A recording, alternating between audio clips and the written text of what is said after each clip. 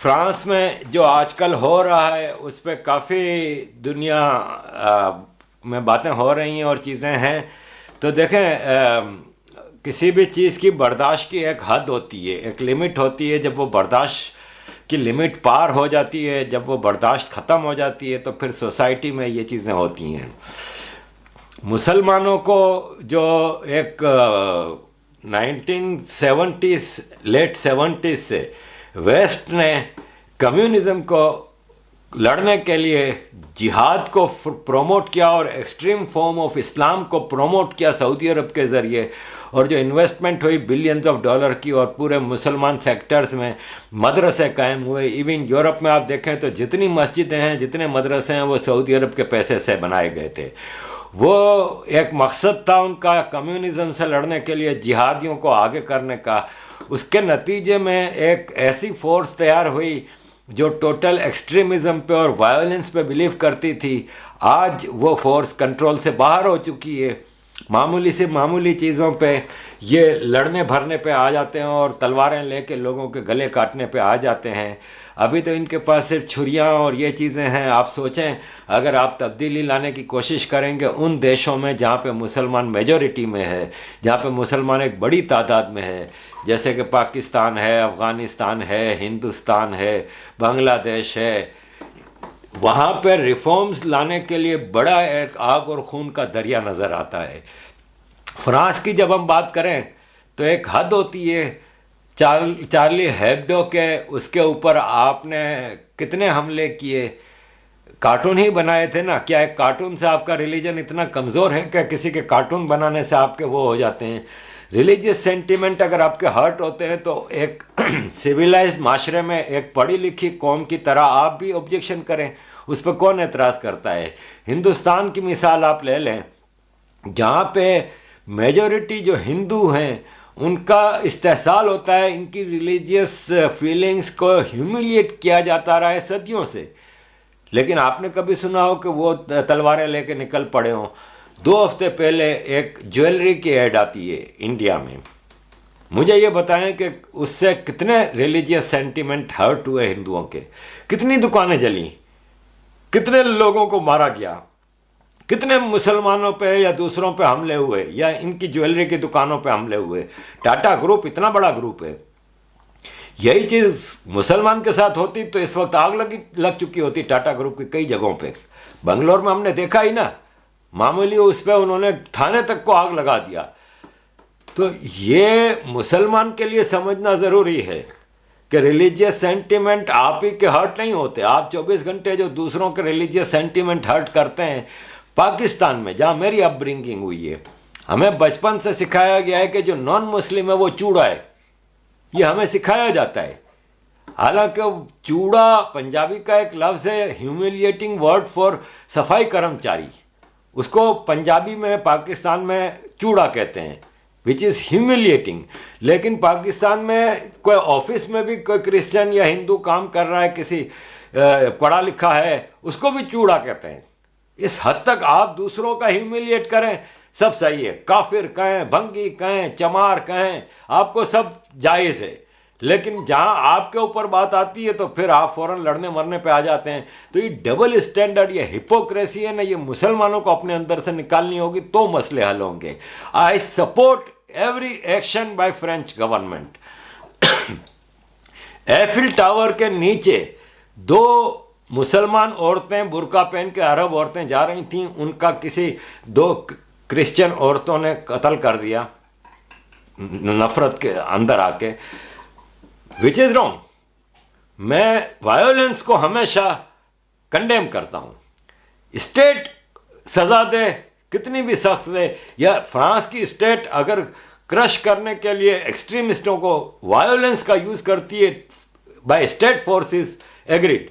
आम आदमी को इससे बचना चाहिए। लेकिन स्टिल मैं ये कहता हूं कि आपने फ्रेंच लोगों की बर्दाश्त को किस हद तक, किस लेवल पे पहुंचा दिया है कि ये पीसफुल नेशन भी अब वायोलेंस पर उतर आ रही है।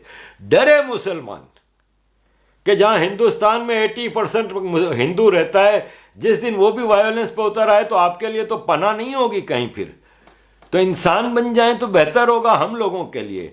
फ्रांस की गवर्नमेंट इतने एक्शन ले रही है, पेरिस की एक मस्जिद बंद हुई, कई और मस्जिदों में रेडिंग हुई है, रिफॉर्म्स लाई जा रही हैं, मुसलमान एक्सट्रीमिस्टों को गिरफ्तार किया जा रहा है। Too late but to correct now. और मैं हैरान हूं कि अकेला फ्रांस का सदर खड़ा है इस सारी जंग में। अभी तक किसी यूरोपियन यूनियन के किसी हेड ऑफ स्टेट ने या अमेरिका ने या ऑस्ट्रेलिया ने किसी ने इसको सपोर्ट नहीं किया है। आप इसमें डबल स्टैंडर्ड मुसलमानों का तो देख लें कि सिवाय सऊदी अरब के किसी ने फ्रांस में एक टीचर के कत्ल को कंडेम नहीं किया। सऊदी अरब में रिफॉर्म्स आ रहे हैं, जेन्युइन रिफॉर्म्स आ रहे हैं। मैं सऊदी अरब की पॉलिसीज का हमेशा से मुखालिफ रहा हूं, लेकिन यहां पे लेट मी टेल यू कि सऊदी अरब में स्लो है प्रोसेस।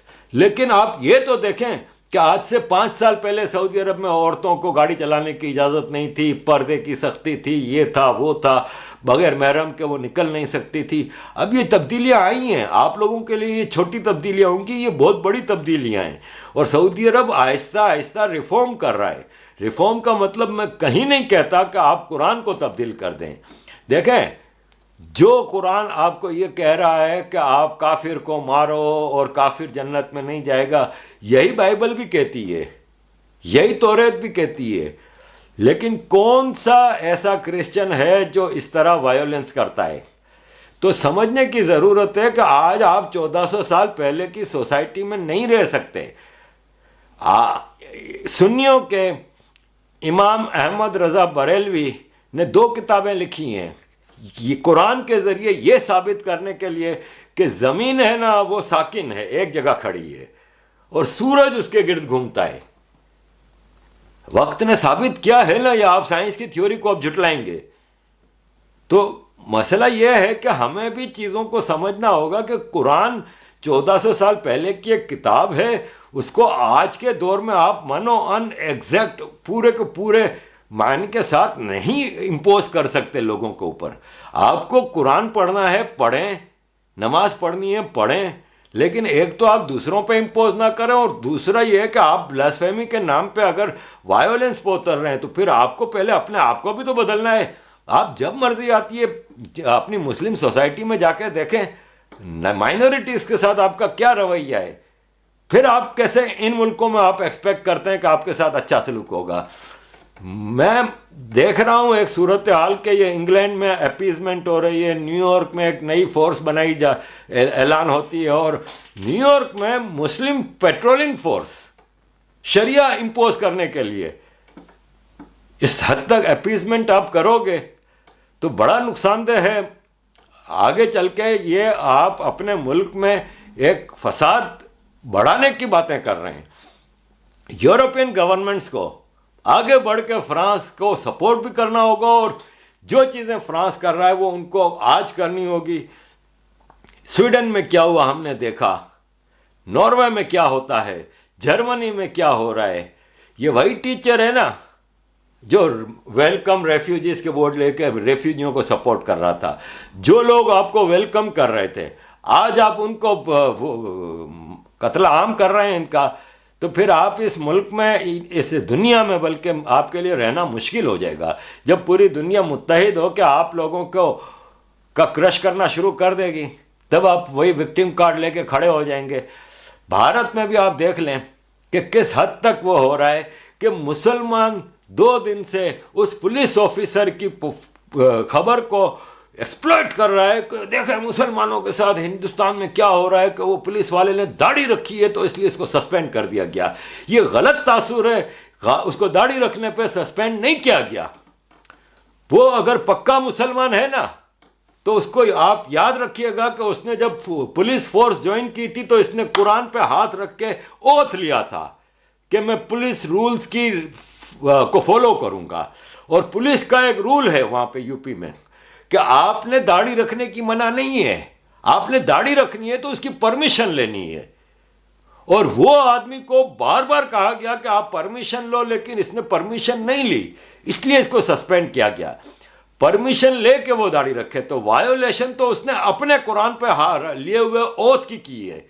जिस पे कोई बात नहीं कर रहा, जी दाढ़ी रखने पे सिखों को क्यों मना नहीं है। तो भाई देखें, सिख रिलीजन में दाढ़ी इज ऑब्लिगेटरी, जैसे आपके रिलीजन में नमाज, रोजा, ज़कात, हज और कलमा ऑब्लिगेटरी है, दाढ़ी ऑब्लिगेटरी नहीं है आपकी। तो फिर आप कल को कहोगे कि नहीं जी मैं तो मुसल्ला भी अपनी बगल में रख के पुलिस की ड्यूटी करूंगा और मैं तो हर चीज़ उसके हिसाब से चलूंगा, तो ये गलत है। उस आदमी का अपना कसूर है जो कि जानबूझ के विक्टिम कार्ड को फैला रहा है। ये दुश्मनों की साजिश है। वो आदमी गद्दारी का मुर्तकब है, वो जानबूझ के मुसलमानों के जज्बात को गलत रंग दे रहा है। उसको दाढ़ी रखनी थी, वो एक अर्जी देता, एक एप्लीकेशन देता, फिर अगर इसको मना होती तो बात समझ में आती है। वो एप्लीकेशन दे नहीं रहा, जबकि उसने ओथ लिया है कि मैं पुलिस रूल्स को फॉलो करूंगा। हर ऑर्गेनाइजेशन के एक रूल्स होते हैं ना, आप उसको फॉलो करते हैं, उसमें कहीं मना नहीं है दाढ़ी रखने पर, उसमें परमिशन की बात आ रही है। उस आदमी को कई बार कहा गया कि परमिशन लो, क्यों नहीं ले रहा था वो परमिशन। सिखों को आप मिसाल देंगे तो सिखों का ये रिलीजियस ऑब्लिगेटरी है दाढ़ी, तो इसलिए उनको एग्जेम्पशन करार दिया है। लेकिन आप मुसलमान का ये ऑब्लिगेटरी नहीं है। मुसलमान नए नए ड्रामे लेके आ जाएगा, कल को कहेगा कि जी नहीं हमारे भी जुब्बा पहन के घूमेंगे, मैं पुलिस की वर्दी नहीं पहनूंगा। तो टोपी ड्रामे ज्यादा करते हैं मुसलमान और फिर विक्टिम कार्ड लेके आ जाते हैं। तो ये चीजों को बदलना होगा। आप अगर अरफा खानम शेरवानी, राना अयूब जो कि खुद मॉडर्न और यूरोपियन स्टाइल में और पेरिस में छुट्टियां मनाएंगी और मुसलमान को आज 1400 साल पुराने पाठ पढ़ाने पर लगा रहती हैं, तो इन मक्कारों से आपको भी मुसलमानों को बचना होगा। और इसमें सबसे जरूरी चीज आपकी सरकार को फ्रांस की उसको फॉलो करना होगा। जिस तरह आज फ्रांस मजबूर हो के एक सख्त कदम उठा रहा है, आई अप्रिशिएट इट। ये जरूरी है हम मुसलमानों के लिए भी कि हम जैसे मुसलमान भी बहुत परेशान हैं इस किस्म के एक्सट्रीमिज्म से। इस एक्सट्रीमिज्म को दुनिया से निकालना होगा। क्रिश्चियंस भी एक्सट्रीमिस्ट थे ना, यही बाइबल लेके साउथ अमेरिका और अफ्रीका में गए थे ना, इन्होंने भी बर्बादियों की नई नई दास्तानें वहां पे कायम की थी। आज का क्रिश्चियन तो नहीं कर रहा ना, खासतौर पर रिलीजन की बुनियाद पे तो नहीं कर रहा। ये तो नहीं कह रहा आपको कि भाई आप जीसस पे बिलीव नहीं करते इसलिए आपका कत्ल जरूरी है।